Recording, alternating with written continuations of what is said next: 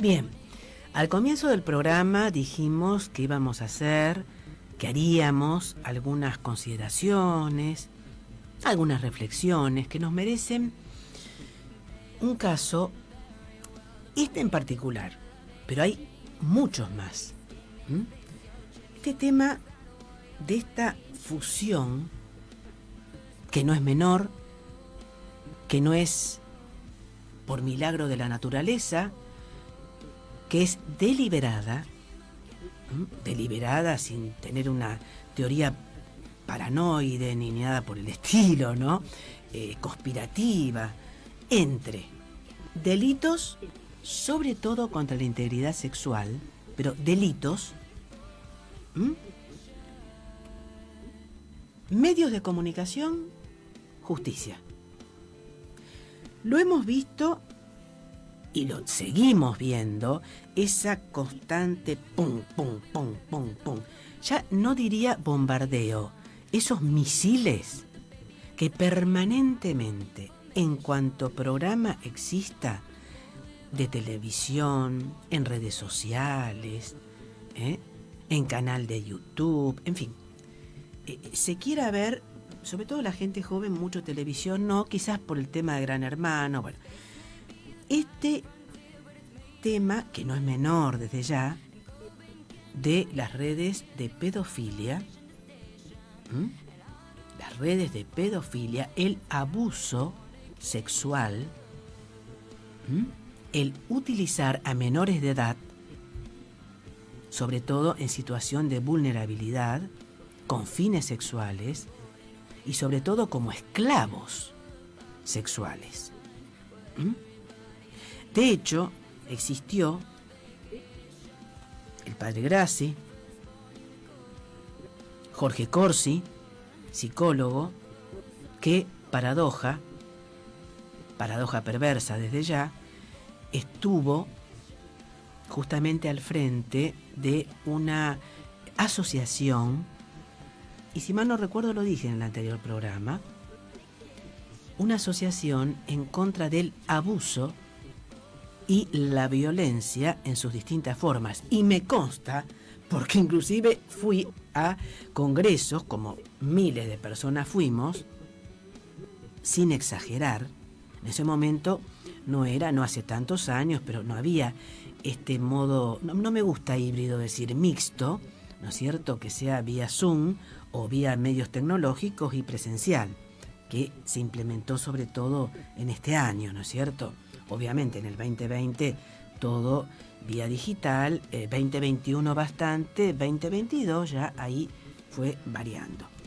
Este señor Jorge Corsi, psicólogo y demás, era un nefasto perverso, como diría Renzo, que estaba un degenerado, perdón, pero me río porque es un degenerado, un término muy, muy especial, ¿no?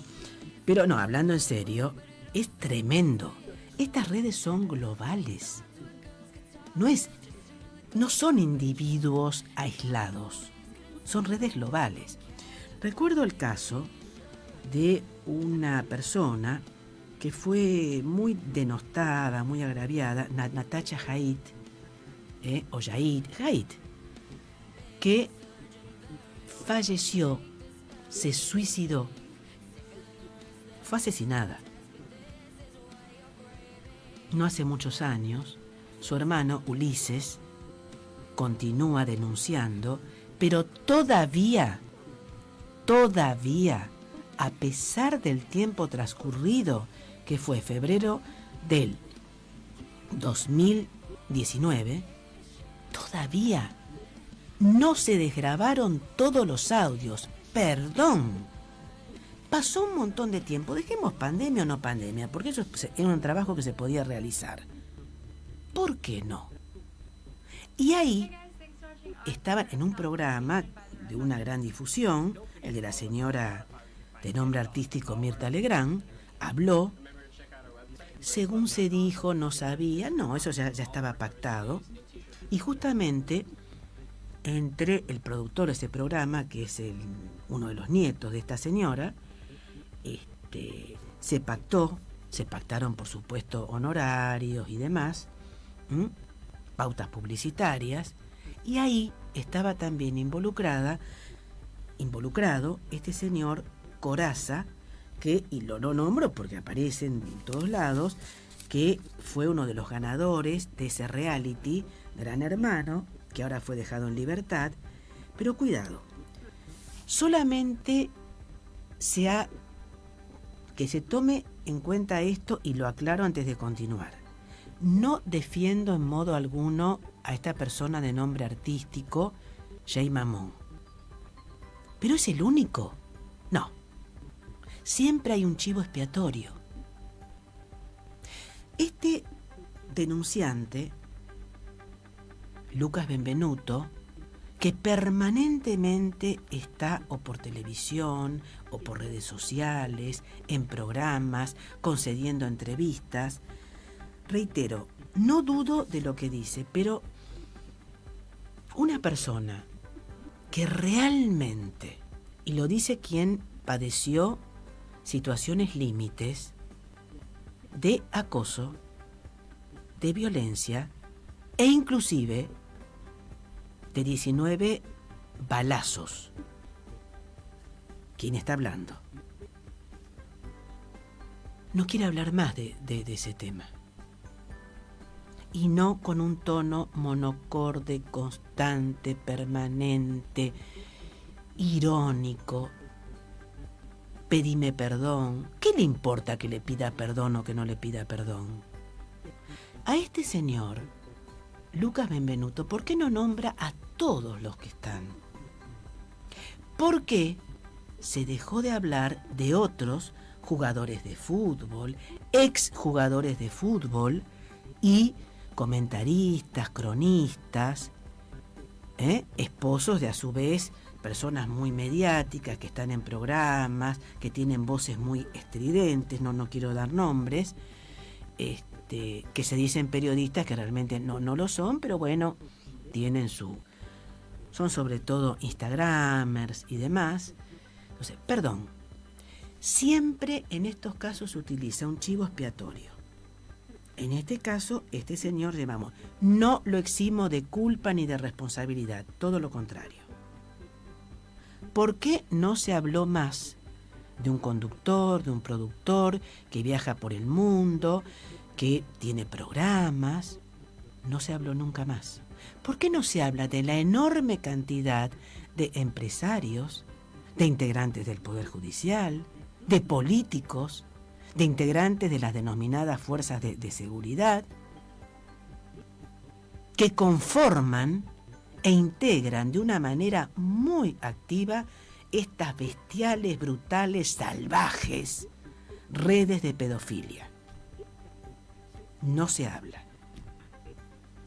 Sí se suicidan, entre comillas, como el caso de la señora Natacha Yait o Jait y tantos casos más.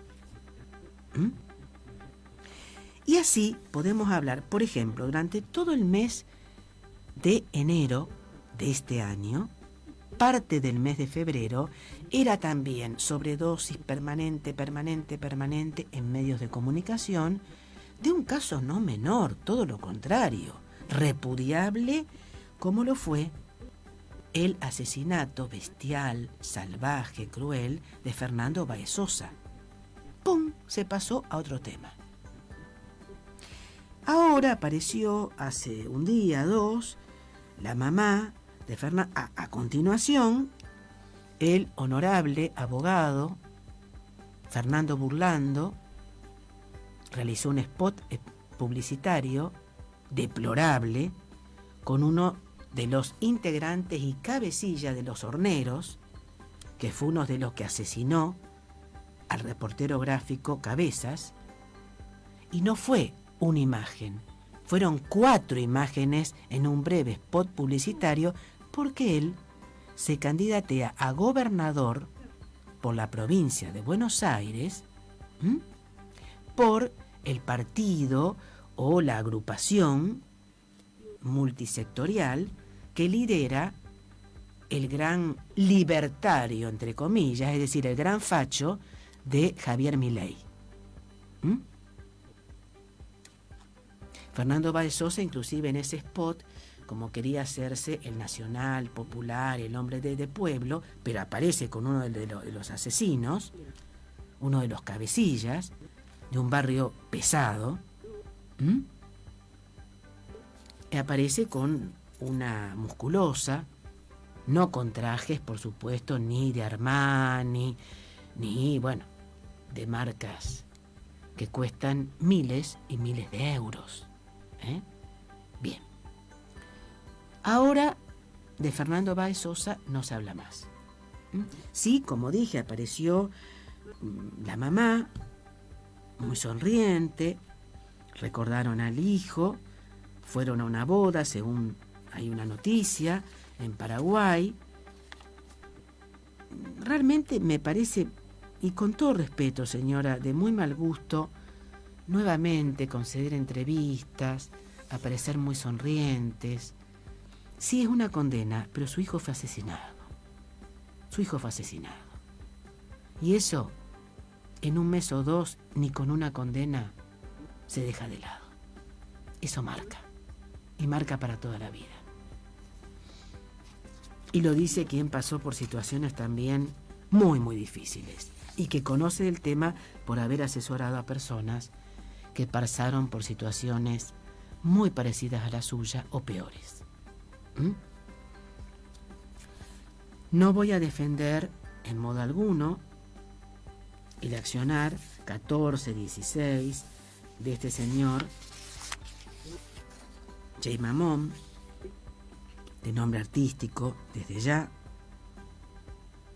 No, reitero nuevamente y ratifico, no me parece lo más conveniente tantas sobredosis de entrevistas que da esta persona, que no dudo que estuvo en todas estas redes, que padeció inclusive violencia, maltrato familiar, con madre drogadicta, que inclusive fue abusado por toda esa red de pedofilia liderada por Corsi y por otros más. La cabeza visible era Corsi, pero no es solamente Corsi, que tampoco quiero culparlo, todo lo contrario.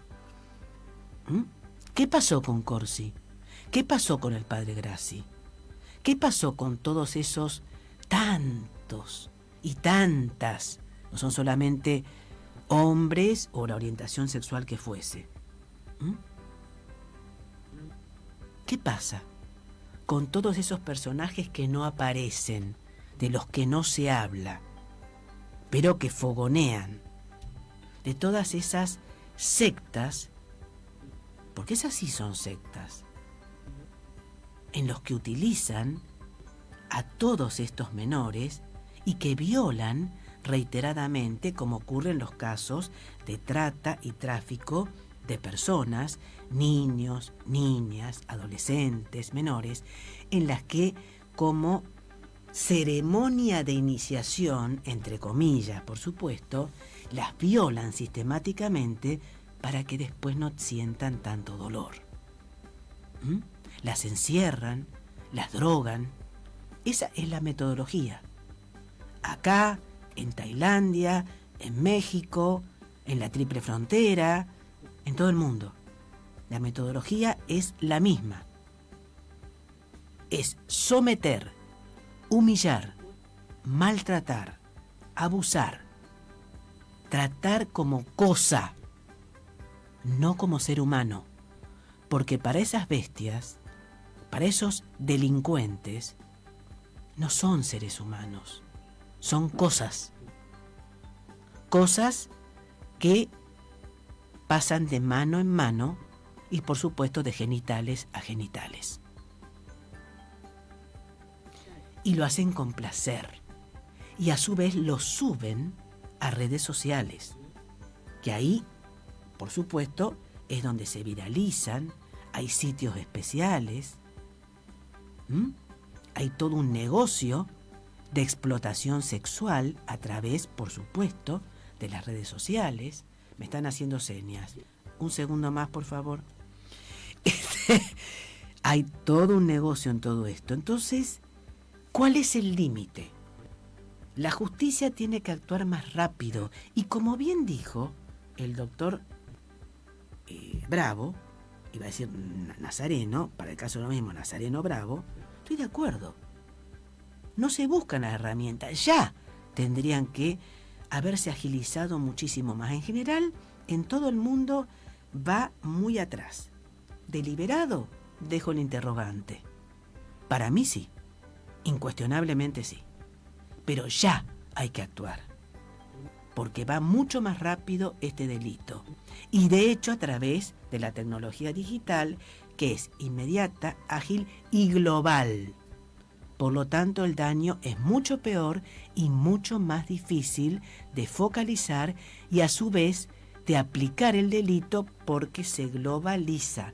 Por lo tanto, es necesario esta conexión directa entre el derecho penal interno de cada país, en este caso de Argentina, con el derecho penal internacional.